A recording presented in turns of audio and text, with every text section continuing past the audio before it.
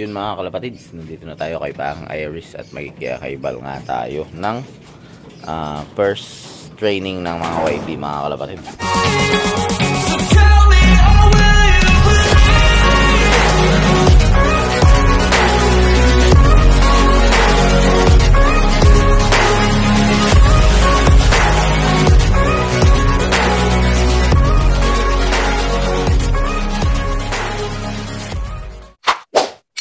Hindi tayo nagsakay dahil wala tayo kapon, tsaka wala din training.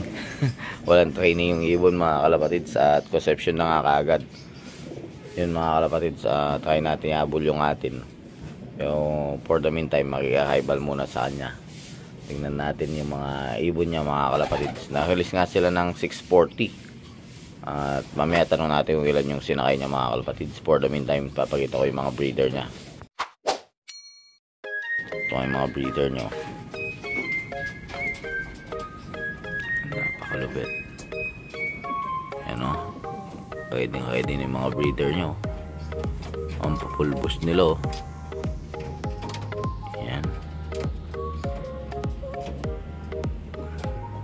Ayan o. Napakaganda.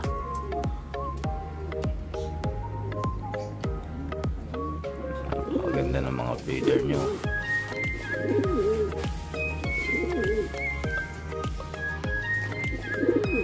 Ito pa. May pula sa taas. Then may nakasalang siya. Ito.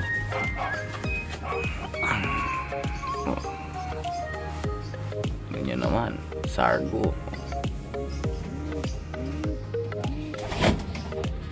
Mga kalapatids. Back to back champion yan. Si Boy Katop. Kwento niyan mga kalapatids is nung nilakaw nila palagi siyang cut off mga kalapatids, hindi siya nagka-clock. Then nung nilakaw nila ng tumapos ng kakeka, nilakaw ng sprint ni Tunet aka full fighter si Pang Tunet. Bali back to back first overall champion ng sprint yan mga kalapatids. At ayun nga Pacman line din yan mga kalapatids. Alam ko kapatid ni Pacman to sa nanay. Ayan. Tapos ito pa mga brown nila. Ayan. Alam ko itong brown na ito align ng brown na nasa bahay yata, kung di ako nagkakamali mga kalapatids. Ayan o, napakalupit o. Ganda nitong feather nila. Ang lupit o. Ayan, Pacman yan palagay ko mga kalapatids. Kamukha niya eh. Tanungin natin siya mamaya. Ayan to. Bakit yan o?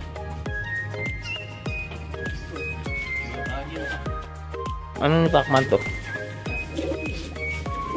Kamukha niya ito. Apo niya yan. Anak niya yan. Yung babae. O, tignan, anak niya pala. Kaya kamukha niya yan mga kalapatids. So. Tapos si Boy Cut Off.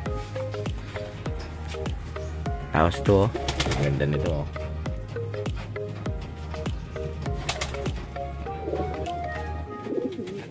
Ito yung lop niya o.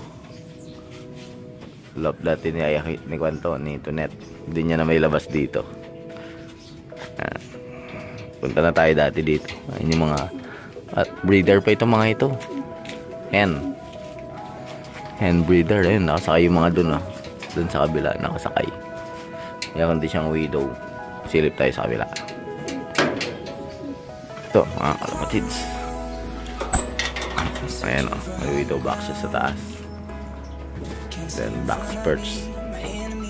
Sa mga newbie o, simple lang ng lock. Ayan.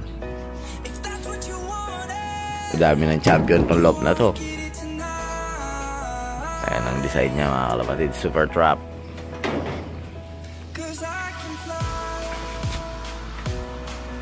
Kaya ilan sinakay mo?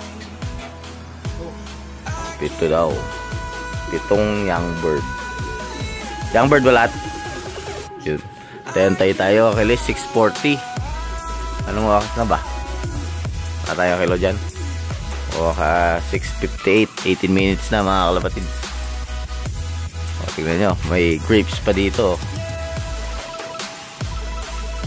A few moments later. So, sa kaibal. Ayun, dalawa.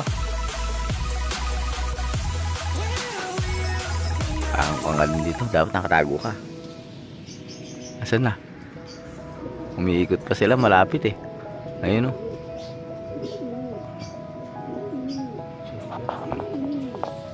Time check 7:03, 23 minutes lang sila. Ayun o, kumakanda sila.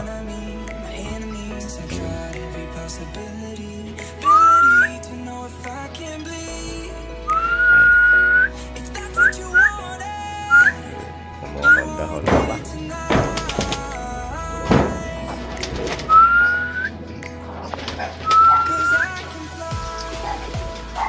Sila. Ayun, bumabali sa bubong ng eskwela.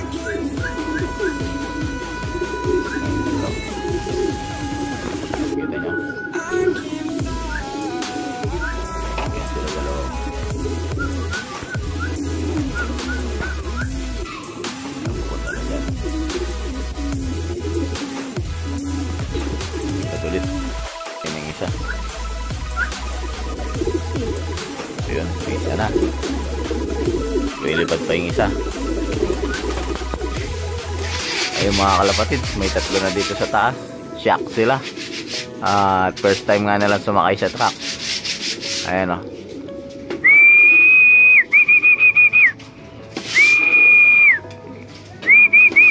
Bali tatlo pa ang kulang niya mga kalapatids. Oh, mailap daw talaga itong mga ito. Ay, ito pa yung isa. Apat na sila lima na sila mga kalapatids. Dalawa na lang ang kulang niya. Ayan pa yung isa niya oh. Oh. At mailap yung mga ibon niya mga kalapatids. Ayan yung isa oh. Feather. Ayan. Ayan mga kalapatids oh. 5 at saka yung isa kanina sa loob puwasok, 6 na, isa na lang kulang nila mga kalapatids. At yan, matigas pa nga daw ang ulo ng mga ibon niya. At saka shock pa sila mga kalapatids dahil first time na lang sumakay ng truck mga kalapatids. Kaya pabayaan muna natin, baka mamaya umilap pa pag binugaw niya mga kalapatids. Ayos din yan, first lap pa lang naman, matagal-tagal lang south mga kalapatids. At yun mga kalapatids, at 7:10 kumpleto na yung ibon niya. 30 minutes lang kinuha nung mga ibon niya sa conception mga kalapatids. Yun. At uwi na tayo mga kalapatids dahil mag-aantay pa tayo ng galing natin bigan. Bali kwan mga kalapatids. Second lap siya ng YB. Third lap ng UB mga kalapatids. At yun, alis na tayo mga kalapatids. Punta na tayo sa bahay para may prepare na din natin yung mga gagamitin natin doon. Yun, nagipagkapilang nga tayo mga kalapatids. At nagkiyakaibal. Matagal na din kasi ako hindi nagkiyakaibal dito mga kalapatids. Last ko nagkiyakaibal dito, nandito pa si Tonet. Bali, shoutout sa iyo Bakang Tonet. Bali, ilang taon na bang wala dito si Bakang Tonet? Bakit ilang taon na wala si Bakang Tonet dito? Na? 4 years na mga kalapatids. Yan, tingnan nyo, napakalinis ng loob oh. At walang pagbabago sa loob dito. Lahat malinis, laging malinis. Ayan oh.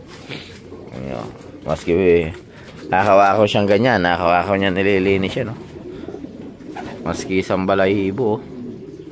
Wala kang makikita dito oh.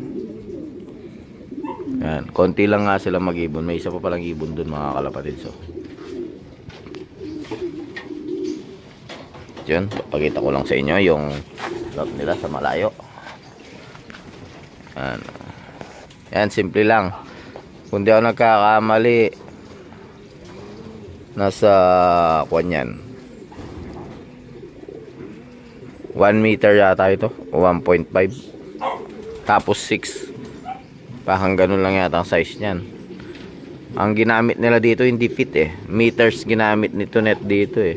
Baka alam mo pasukat nilolop nyo, meters ginamit nito net yan di ba, hindi feet. Alam ko meters yan mga kalapatids eh. Alam ko 1 meter yata yun dito Then 1.5 meters yata yun dito sa side. Yun yata ang pagkakalam ko sukat yan mga kalapatids. At yun nga. Ayun mga ibon niya mga kalapatids. So. Hindi pa pinapasok.